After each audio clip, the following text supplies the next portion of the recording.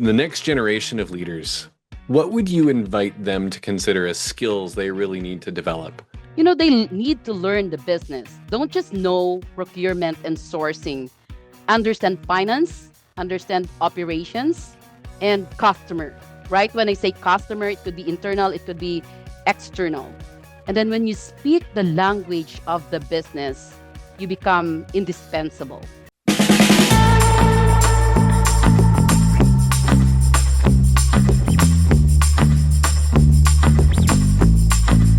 Thank you so much for joining another edition of The Never Ending Climb for a Stronger Supply Chain and Procurement. Today, the great pleasure of being joined by Jovelyn. And Jovelyn has at least 15 years of experience leading strategic sourcing, transformations, and significant bottom line impacts. Jovelyn, thanks so much for joining us today. Thank you so much, Sean, for inviting me. I am so excited to share what I've learned about how sourcing and procurement can be a catalyst for innovation, resilience, and enterprise-wide change. I love it. I love it. These are some shared passions. One of those key things, and this is tricky. A lot of leaders struggle with this: strategic versus tactical. There's always a fire. How do you balance this? So the shift really starts with mindset, right? Tactical work is about tasks like processing supplier onboarding or negotiating price points. Strategic sourcing is about creating value. To move up, you have to understand the bigger picture of it and ask questions like, what are the company's priorities? How does sourcing influence revenue, risk, and innovation? When you build relationship and speak the language of the business, you stop being seen as a cost center and start being seen as a strategic leader. Speaking the language is so important, isn't it?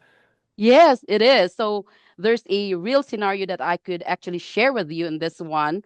Please. Um, in one role that I had before, IT wanted to renew a software suite as is.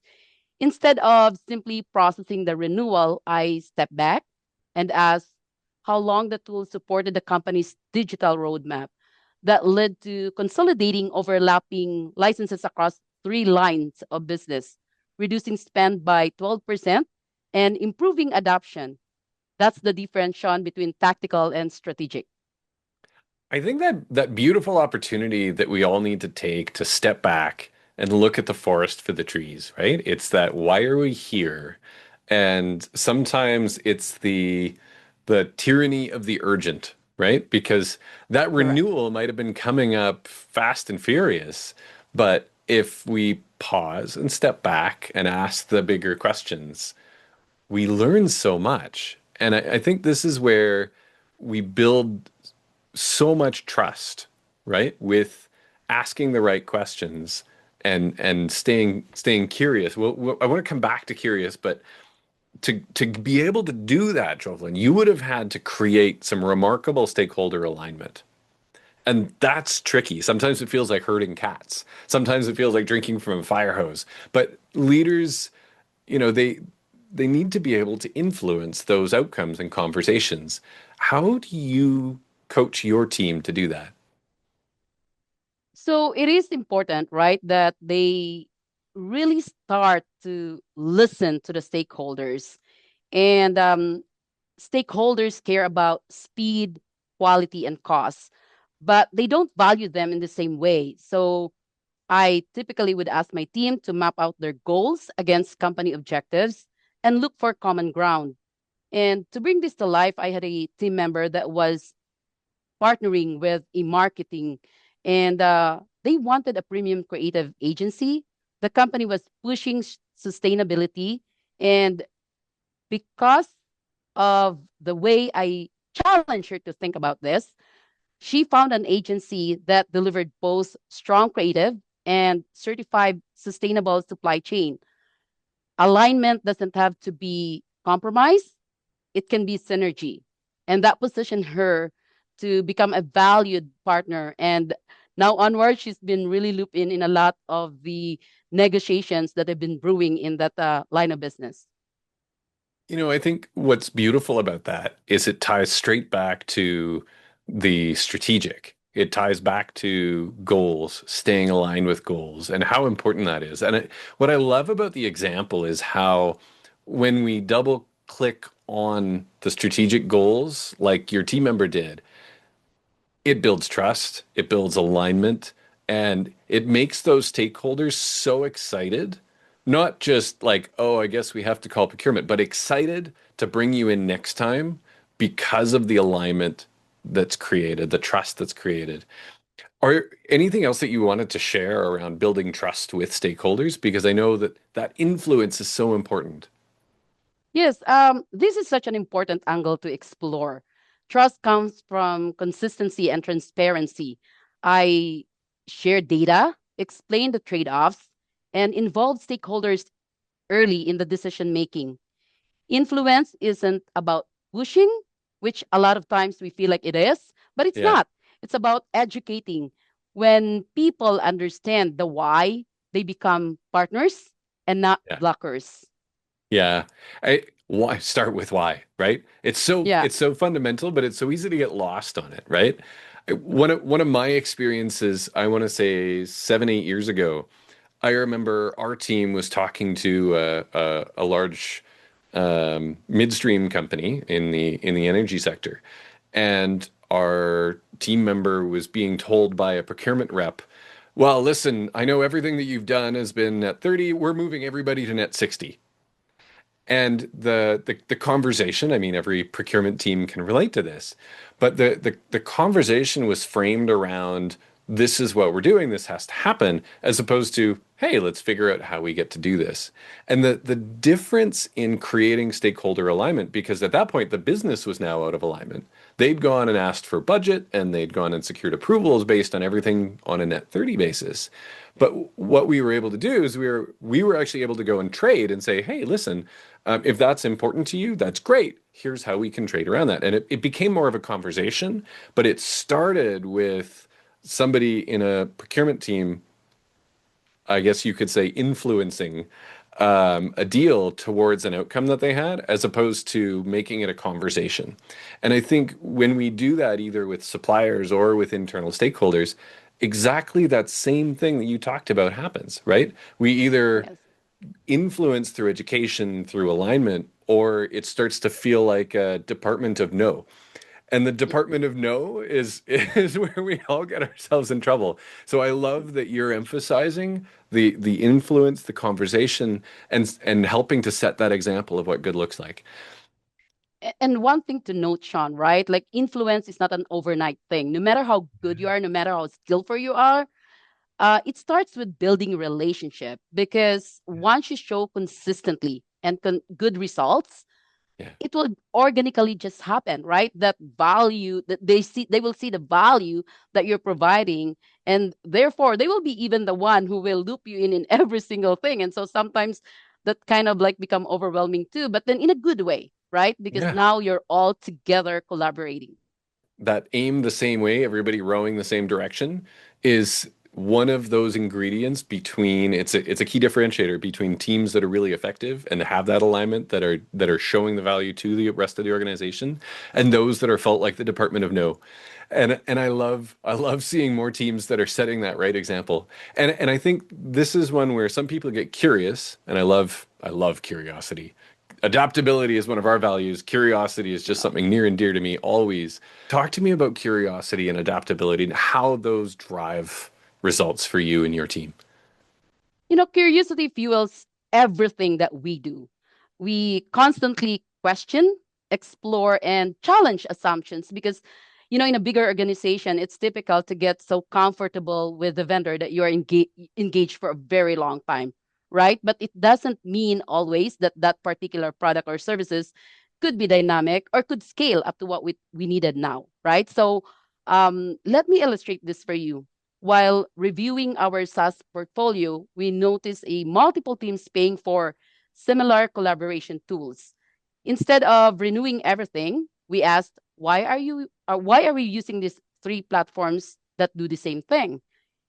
A deeper usage analysis showed we were using about only 40% of the features we were paying for.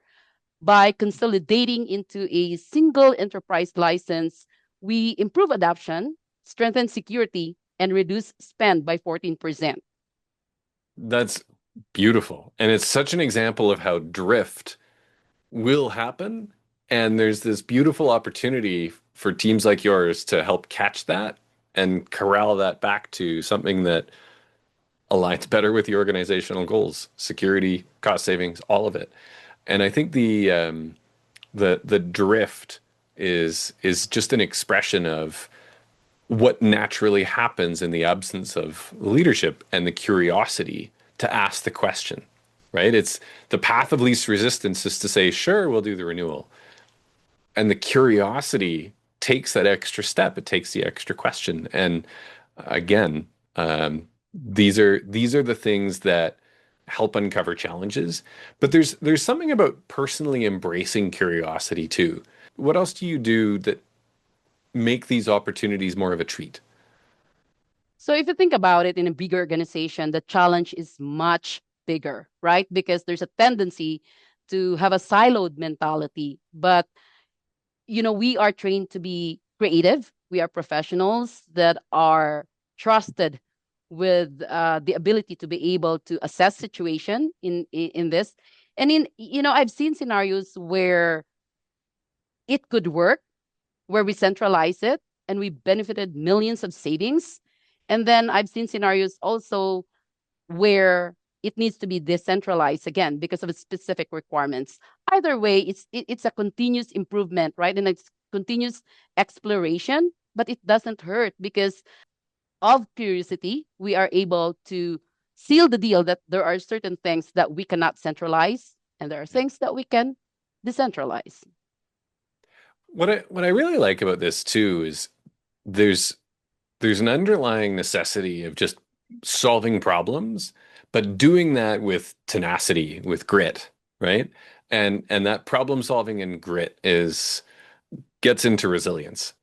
And I know that there's so much that teams do, just businesses need to be resilient. And sometimes that resilience in the business also makes them resistant to change. But that sometimes means that that tenacity, that grit, that resilience needs to be aimed at the right change to go help make it happen, right? Doing a big software renewal, this is not easy to go and drive the question to encourage that shared curiosity. But when that tenacity is applied, there's some amazing outcomes on the other side of this. Yes. So there's one instance, Sean, one of the toughest challenges I faced was consolidating legacy IT services providers into a single strategic partner during a major transformation. Contracts were fragmented, risk was high, and no one believed we could really transition without disruption. We pulled together a cross functional team, mapped every contract and dependency, and align the business on clear enterprise requirements. Then we ran a competitive sourcing event and negotiated a performance based model tied to uptime, automation, and delivery milestones. We secured a global agreement that cut cost of ownership by 18% and improved service stability with zero operational outages. What seemed impossible at the time became achievable through structure, transparency, and disciplined alignment. There's something so remarkable about that because there are always people that tell you you can't do it, that it's unreasonable.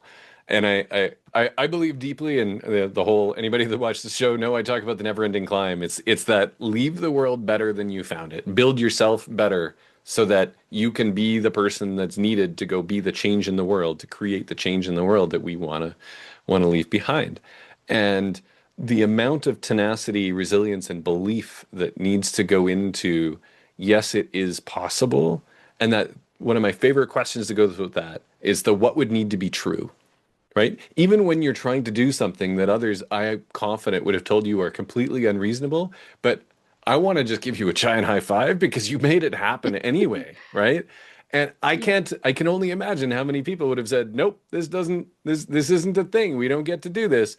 But you found a way, right? And that kind of tenacity, that kind of what would need to be true, that problem solving is really, really powerful. I bet there's something else in grit and leadership and what needs to be true? One of my favorite questions. That's helped serve you and your team. So that's a very timely question, Sean.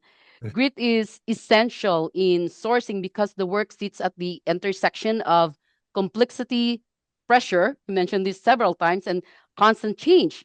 I cultivate resilience by staying focused on the solutions and creating an environment where the team can take smart risks and recover quickly. Yeah. Taking smart risks is something that takes courage.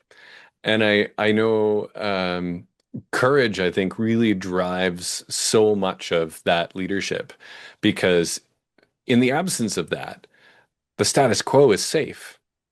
And what I love about this is getting to what needs to be true, pushing through that, the grit, the outcomes that matter are on the other side of something that takes work, right? And sometimes that's Yeah. hard, but that's okay.